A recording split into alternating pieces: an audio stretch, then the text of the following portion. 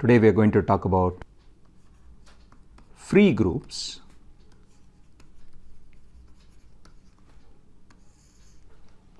Now, this is not a topic that you usually encounter in first course on group theory, for example, but it's nevertheless a very important notion, and we'll try to understand it as intuitively as possible initially, and then slowly work our way towards the formal definition. Okay, so here's the main motivation. So firstly, we know what generators of a group mean. Okay, so what is the set of generators of a group?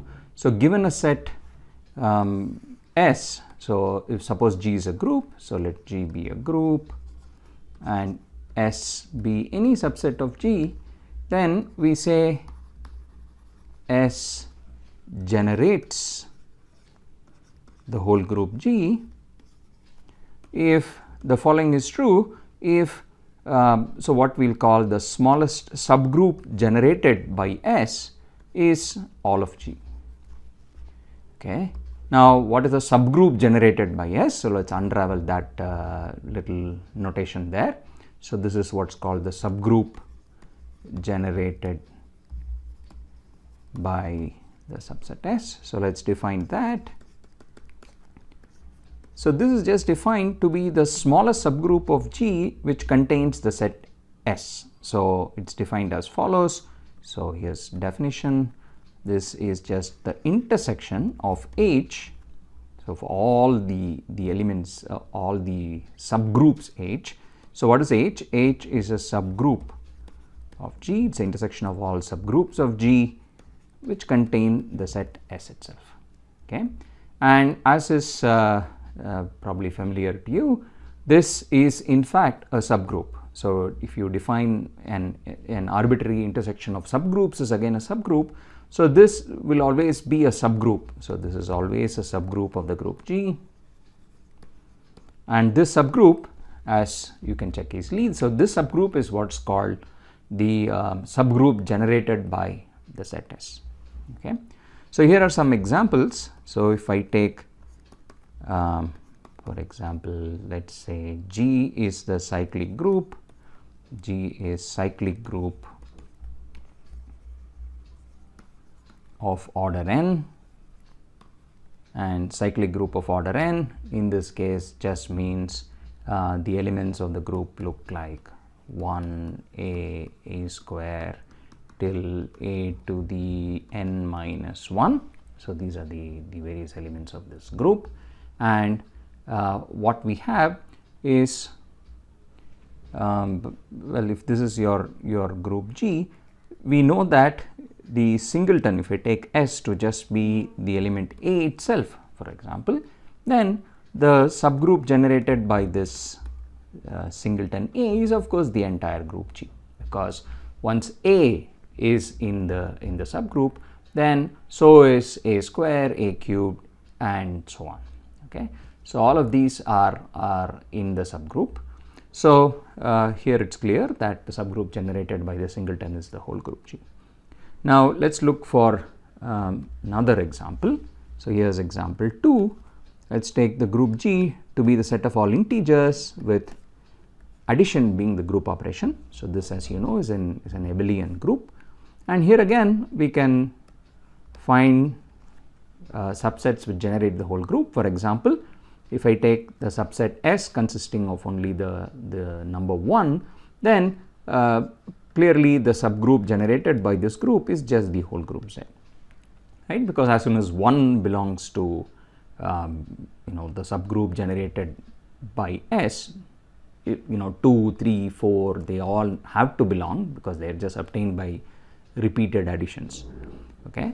Now similarly, of course, this by no means is the only set which generates the whole group. You could look at, for example, the singleton consisting of -1, that again would generate the group.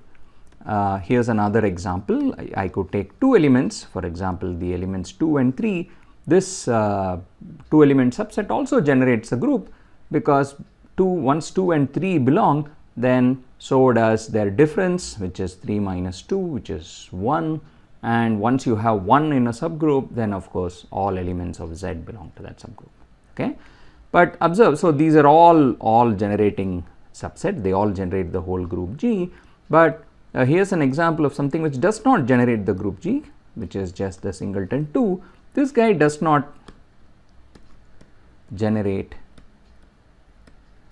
Z because the smallest subgroup which contains this set S is just the so in this case, if you just think about it for a minute, the smallest subgroup of the integers which contains S is just going to be the set of all even numbers. So this is all even numbers, and so that's of course not equal to the entire group Z itself.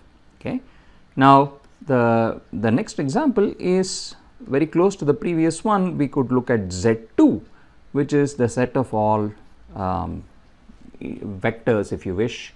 The typical elements here look like x comma y. This is a typical element of Z2 where x and y both belong to integers. So this is like pictorially you can think of Z2 as just being, just draw the usual plane and just mark off the points whose x and y coordinates are both integers. So for example, these guys. So what you get sometimes called the integer lattice. So the origin is also there, and so on. So this collection of points is what we could think of as Z2, and of course here these are all vectors in the plane, integer coordinate vectors, and you have the usual notion of addition, which is if I take x1 y1 plus x2 y2, then I just add component wise. So this forms a group under this operation x1 plus x2 comma y1 plus y2.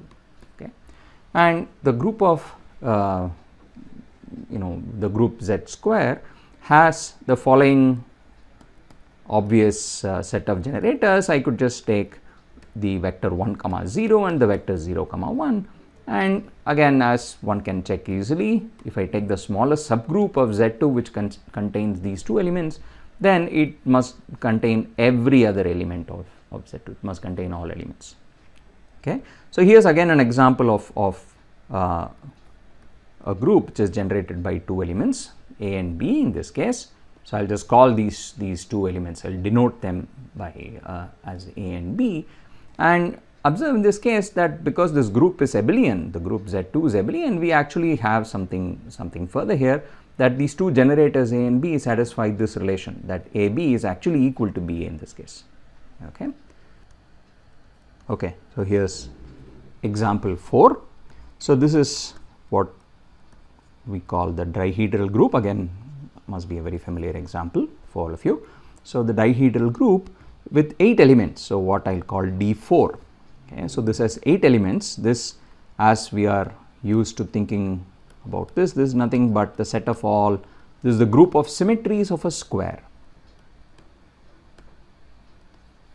Okay, so that's the dihedral group and the typical symmetry. So if you imagine the square as being positioned in this manner, so this is a square of say some side length, let's say side length 2.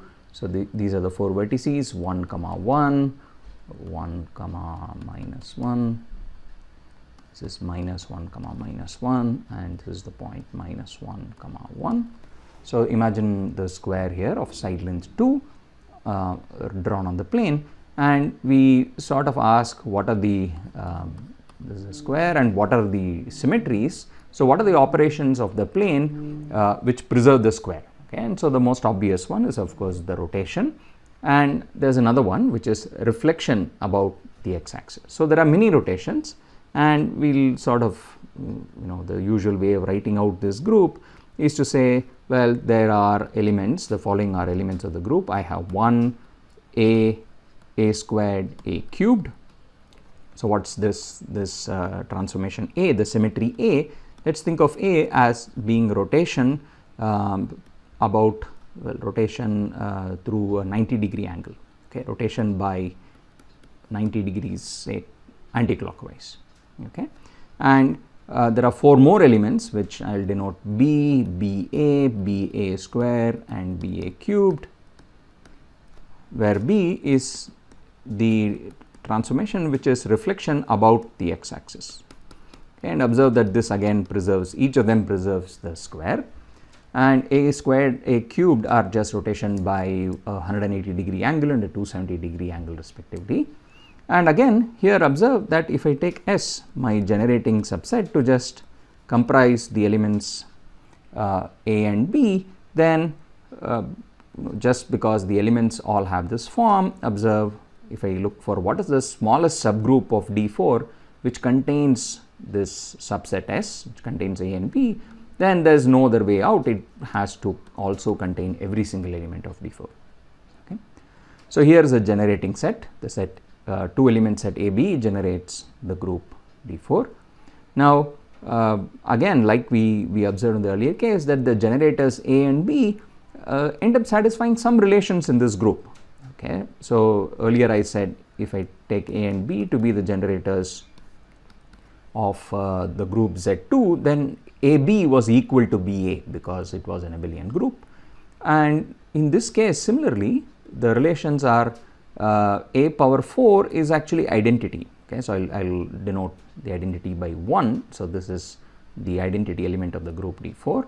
So A power 4 is just rotation by 360 degrees, which is the same as doing nothing. So that's the identity. B being a reflection, if I do it twice, I get back the identity. So B square is 1. And here's the non-trivial relation which you must have surely seen, which is if I take A times B, then it's not equal to B times A, but rather B times A inverse, which in this case is B times A cubed. Okay.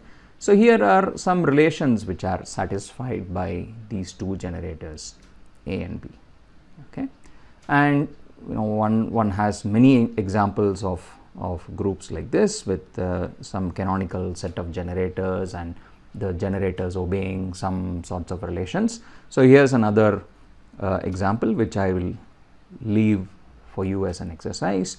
I can take G to be the permutation group Sn, the set of all permutations of the elements 1 to n, and in this case the rather beautiful generating set is the following. You can just take what are called the adjacent transpositions or the elementary transpositions, which is you only look at the permutations which permute 2 adjacent letters, 2 adjacent numbers, and don't do anything to any of the other numbers. Okay. So it's an interesting fact that it's these n-1 elements actually generate this entire group. This is the whole group Sn. Okay. Rather remarkable because there are only n-1 of them, but the group Sn itself is rather large. There are n factorial elements, but it's enough, you can generate them with just these particular n-1 elements. Okay. There are other even more economical sets of generators. But again here notice that if I call these, there are n-1 of them, so I'll call them A1, A2, an-1. Observe then that I actually have some relations here as well. So each of them satisfies the following relation: ai square is 1 and for all I, and there are other sorts of relations. There are many others. So if I take a product of 2 of these guys, if I take A1, A2, then it's the product of 2 simple transpositions 1, 2 and 2, 3, and that turns out to be the 3 cycle 1, 2, 3, and therefore its cube is actually the identity. Okay. And there are many other such relations, okay, which I will leave for now. So an exercise for you in some sense is to try and figure out what are all the relations that hold among the AIs. Okay, now intuitively, when you have a group that is generated by some collection of generators, so in many of our earlier examples there were, let's say, 2 generators A and B, the group was generated by them, but there were nevertheless some relations, meaning some equations between the generators of the form, either A square or some power of A is identity or some multiple of A and B in some order turns out to be the same as some other product of A and B, with some powers, some other order, and so on, right? So things like AB equals B cubed A in the dihedral group is an example of a relation. Okay, now what we want to do now when we talk about free groups,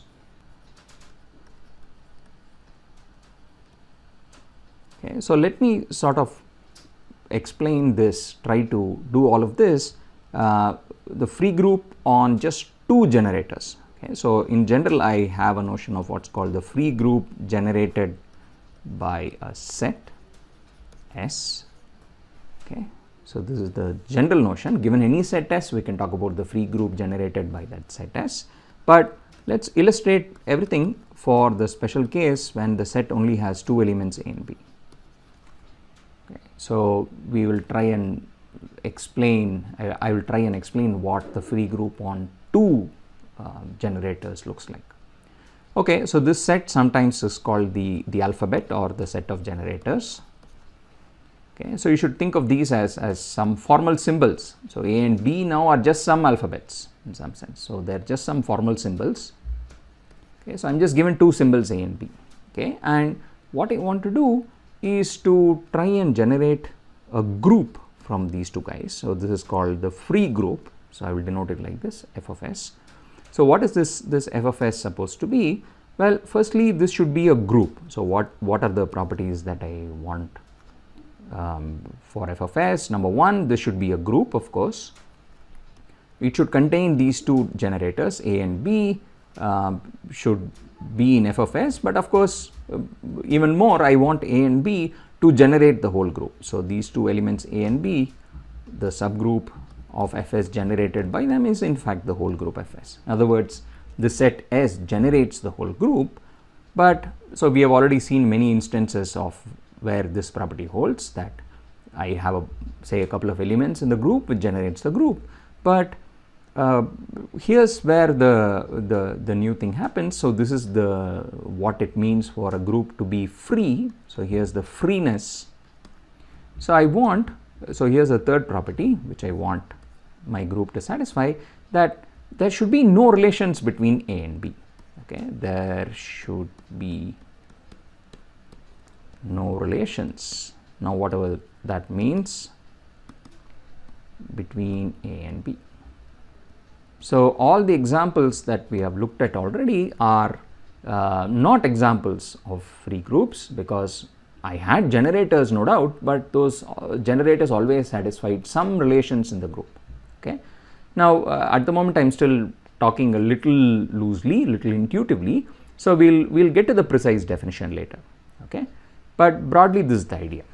So let's talk about a candidate. So I said I want to construct a group like this. So there is sort of a natural candidate for this group. So let me talk about that.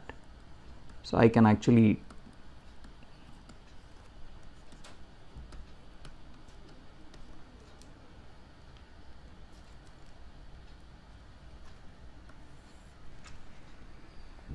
talk about a candidate for this free group f of s. So again, remember, I am only going to do everything for the case when the set has these two elements A and B.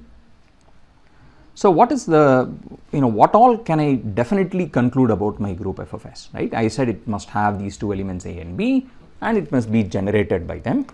Now what I want to do is to try and see what elements must definitely belong to the group, right? What can I say about the elements that are definitely there? So here are some elements which I can surely say are there in the group. The element A must surely be in the group, and so must the element B. So these are both, of course, the generators, so they both belong to the group certainly. Okay. Now because A and B are both there, I know that AA or A square, if I multiply A with itself, the element which I will write as AA must be there. If I multiply B with itself, an element B square or BB must be there. The element AB must be there, and of course I am not assuming my group is abelian or anything.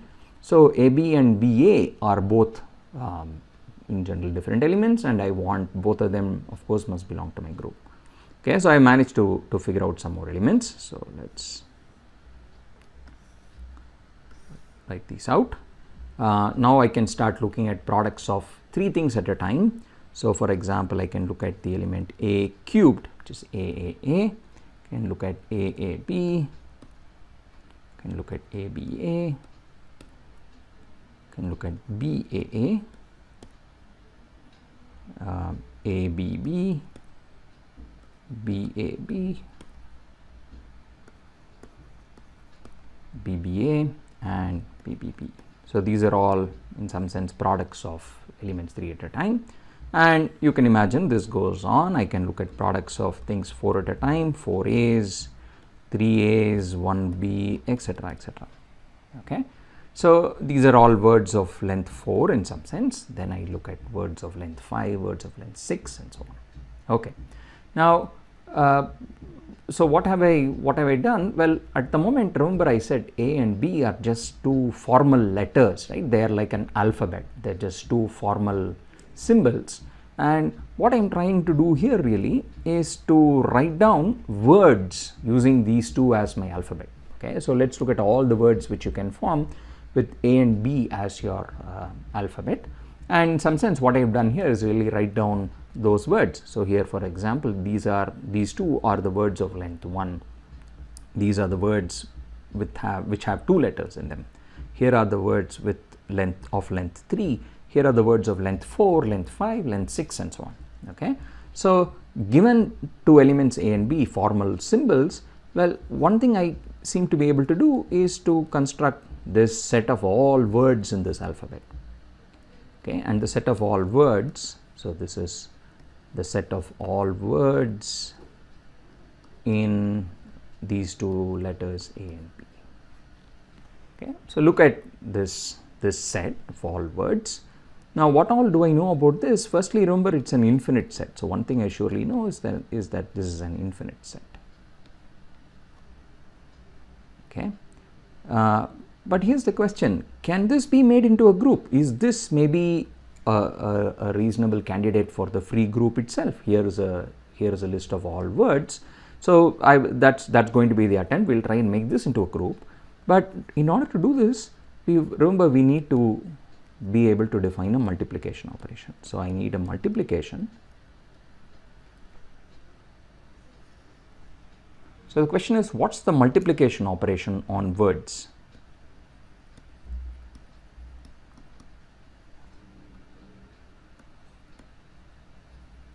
You look for the multiplication operation on words, and there's one obvious operation. So if I have a word W1 and a word W2, so let me define their product. So maybe we'll put a star for the product. W1 star W2 is the following.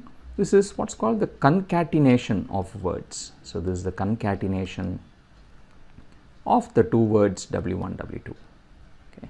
Now what does concatenation mean? It just means you first write the word W1, then write W2.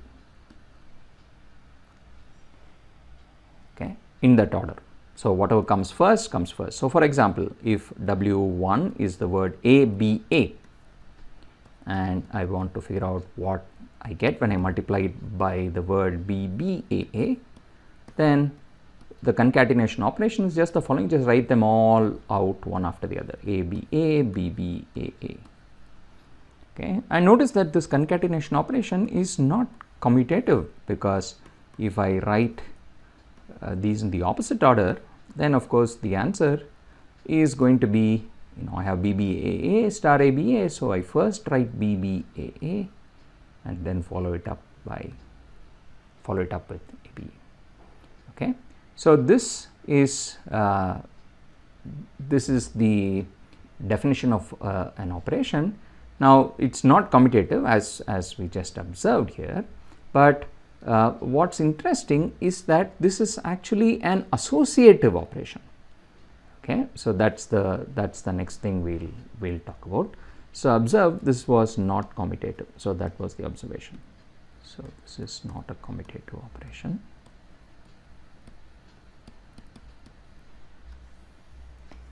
Okay, but it is associative. Okay, so let's see, why is this associative? The reason is rather straightforward. This is however associative, because if I take 3 words, which is what associativity involves, I need to take 3 words W1, W2 and W3. So if I first concatenate words W1 and 2 and then concatenate it with the word W3, then what is this? This is just going to be one long word which is obtained by first write W1, then write W2, then write W3, right? So it's just going to be these 3 guys written out one after the other. And if you did the same thing in the other order, which is I first multiply W2 and W3 and then multiply the answer on the left by W1, then, well, as you can see, the answer is quite the same thing, because you would have written W2 and 3 first, concatenated them together and then followed it up by concatenating W1 on the left. Okay.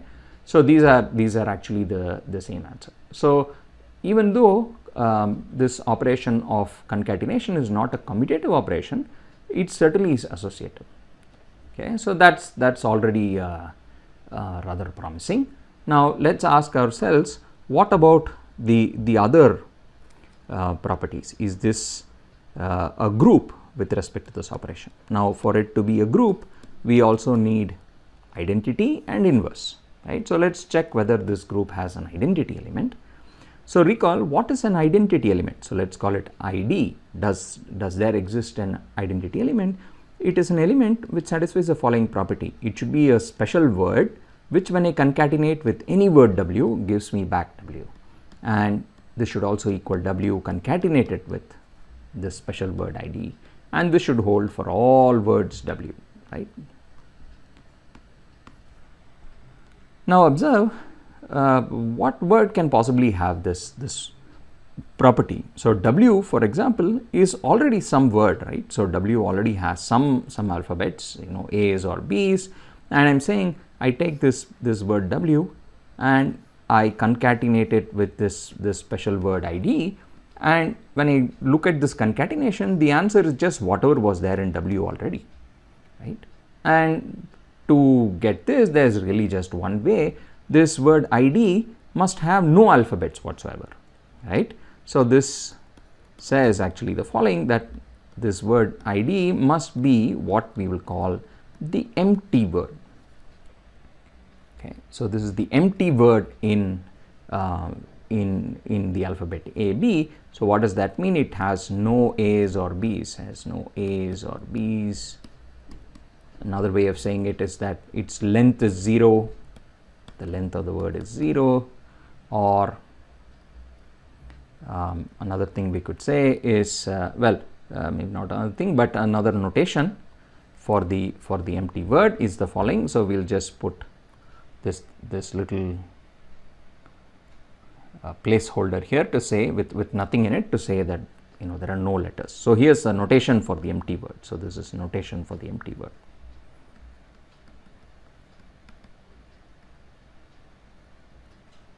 Okay, so we have managed to get the set of all words has these two properties, associativity and identity, and let's just check the last axiom, which is inverse.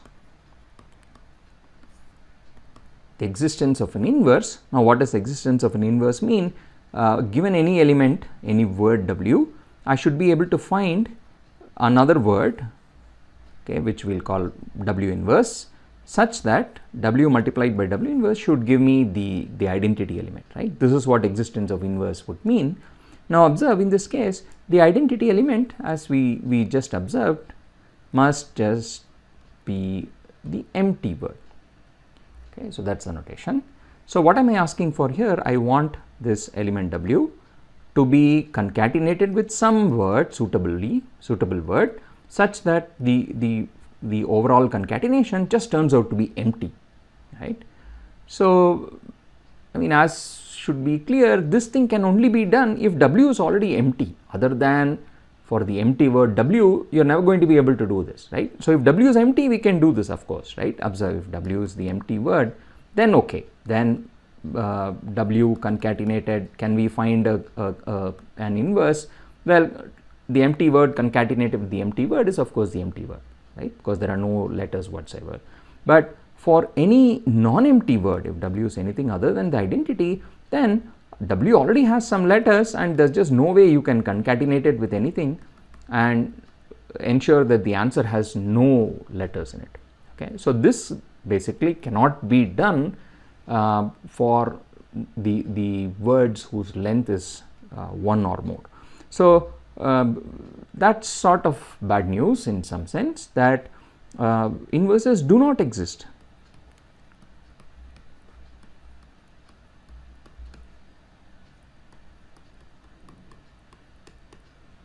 Okay, so this